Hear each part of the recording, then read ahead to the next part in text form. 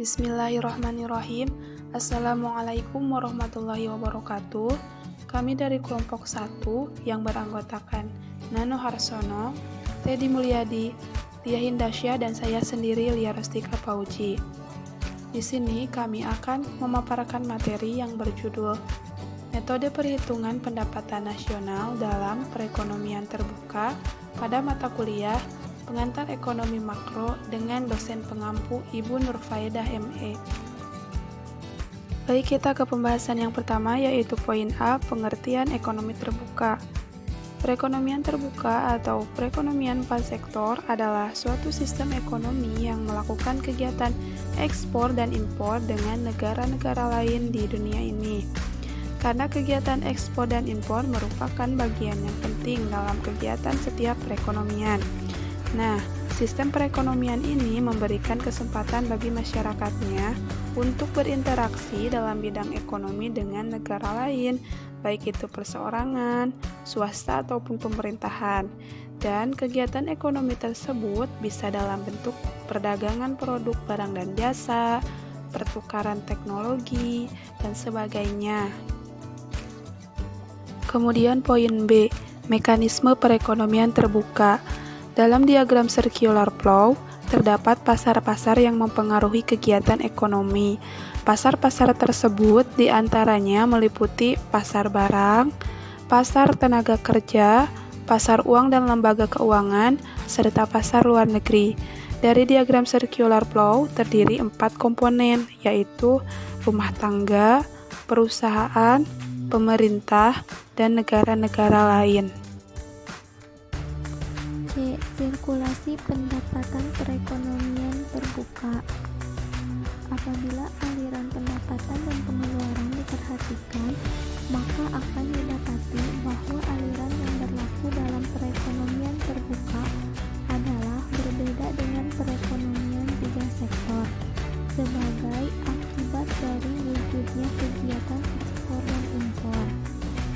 Ekspor diartikan sebagai pengiriman dan penjualan barang-barang buatan dalam negeri ke luar negara-negara lain. Pengiriman ini akan menimbulkan aliran pengeluaran yang masuk ke sektor perusahaan.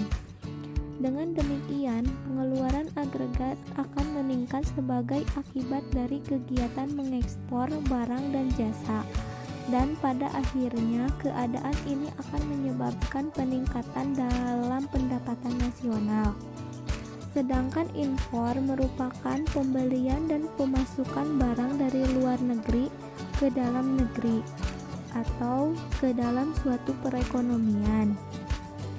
Aliran barang inilah menimbulkan aliran keluar dari aliran pengeluaran dari sektor rumah tangga ke sektor perusahaan. Aliran keluar ini yang akan sebagaimana dari penjelasan sebelumnya bahwa ekspor dan impor mempengaruhi kegiatan dalam suatu perekonomian dan sirkulasi pendapatan yang berlaku. Penggunaan sektor-sektor produksi oleh sektor perusahaan akan mewujudkan aliran pendapatan ke sektor rumah tangga. Aliran pendapatan ini meliputi gaji, upah, sewa, bunga, dan keuntungan lainnya. Pengeluaran agregat dalam perekonomian terbuka ada 5 jenis pengeluaran. Pertama, pengeluaran konsumsi rumah tangga ke atas yang dilambangkan dengan CDN. 2. Investasi perusahaan yang dilambangkan dengan huruf I. 3. Pengeluaran pemerintah ke atas yang dilambangkan dengan huruf G. 4. Ekspor yang dilambangkan dengan huruf X. 5. Impor yang dilambangkan dengan huruf M. Rumusnya seperti yang ada di PowerPoint-nya, yaitu AE sama dengan CDN tambah I tambah G tambah X tambah M. Dampak positif ekspor dan impor.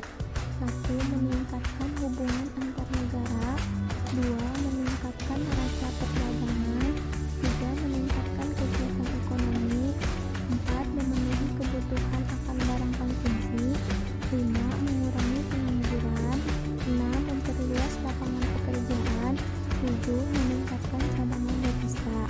Sedangkan dampak kalkulasi ekspor dan impor adalah satu, terjadinya tingkat persaingan yang tinggi di dalam perdagangan, baik berupa harga, mutu, dan kualitas barang sangat menentukan. 2. Menimbulkan kelangkaan barang di dalam negeri konsumerisme.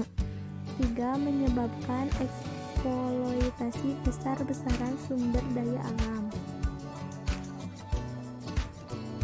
D. Perekonomian terbuka ekspor impor. Ekspor yang dilambangkan dengan huruf X.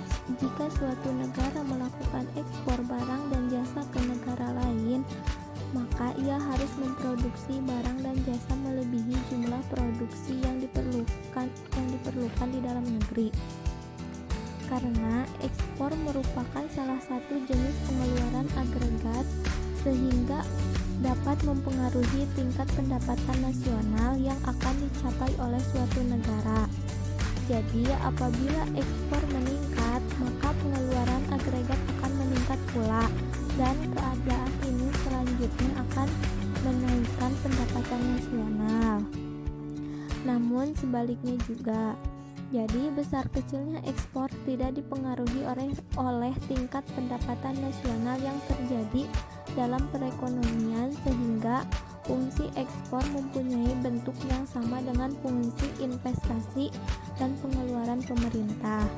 Sedangkan impor yang dilambangkan dengan huruf M, dalam analisis makroekonomi diasumsikan bahwa faktor yang mempengaruhi besar kecilnya pembelian barang dari luar negeri suatu negara adalah kemampuan membayar daya beli negara tersebut terhadap barang impor. Semakin tinggi kemampuan membayar daya belinya, maka tinggi pula impor yang dapat dilakukannya. Jadi, karena tinggi rendahnya daya beli suatu negara dipengaruhi oleh tingkat pendapatan nasionalnya, maka tinggi rendahnya impor negara tersebut juga ditentukan oleh besar kecilnya pendapatan nasionalnya. Makin tinggi pendapatan nasional, makin besar pula impor yang dapat dilakukan oleh negara tersebut. Faktor-faktor yang menentukan ekspor. Suatu negara dapat mengekspor barang produksinya ke negara lain apabila barang tersebut diperlukan negara lain dan mereka tidak dapat memproduksi barang tersebut atau produksinya tidak dapat memenuhi keperluan dalam negeri. Faktor-faktor yang menentukan impor. Semakin tinggi pendapatan, maka semakin banyak impor yang dilakukan. Rumus perekonomian terbuka. Syarat keseimbangan dalam perekonomian terbuka yaitu 1. Efek perubahan ekspor dan impor terhadap keseimbangan pendapatan. 2. Suatu contoh angka untuk menunjukkan keseimbangan dalam perekonomian terbuka dan perubahan keseimbangan tersebut. Kemudian keseimbangan pendapatan nasional akan dicapai apabila 1. Penawaran agregat sama dengan pengeluaran agregat. 2. Dalam perekonomian terbuka, barang dan jasa yang dapat diperjualbelikan di dalam negeri terdiri dari dua golongan barang, yaitu 1. Yang diproduksi dalam negeri dan meliputi pendapatan nasional. 2. Yang diimpor dari luar negeri. Dengan demikian, perekonomian terbuka, penawaran agregat terdiri dari pendapatan nasional Y dan impor M. Dengan rumus bisa dilihat di gambar.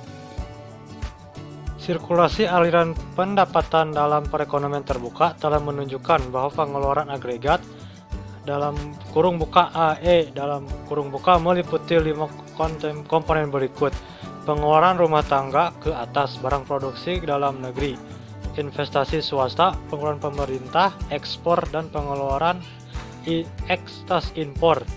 Dalam rumus bisa dilihat sebagai berikut. Pengeluaran rumah tangga terdiri dari pengeluaran ke atas barang dalam negeri dan pengeluaran ke atas barang impor. Maka dalam perekonomian terbuka berlaku persamaan berikut, bisa dilihat di gambar.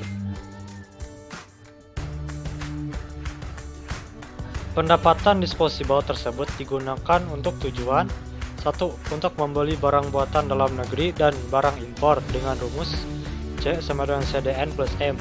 2. Untuk ditabung. Maka dari pernyataan tersebut yaitu YD sama dengan C tambah S. Oleh karena YD sama dengan Y kurangi T, maka dalam ekonomi terbuka berlaku persamaan, bisa dilihat di gambar, di mana C adalah pengeluaran rumah tangga untuk membeli barang dalam negeri dan barang impor. Mengenai keseimbangan mengikut pendekatan penawaran agregat, pengeluaran agregat menunjukkan bahwa keseimbangan dicapai apabila, bisa dilihat di gambar. Dengan demikian, dalam perekonomian terbuka mencapai keseimbangan pendapatan nasional, berlaku kesamaan. Alhamdulillah, pemaparan materi dari kelompok kami telah selesai. Mohon maaf apabila masih banyak kesalahan dan kekurangan. Sekian dan terima kasih. Wassalamualaikum warahmatullahi wabarakatuh.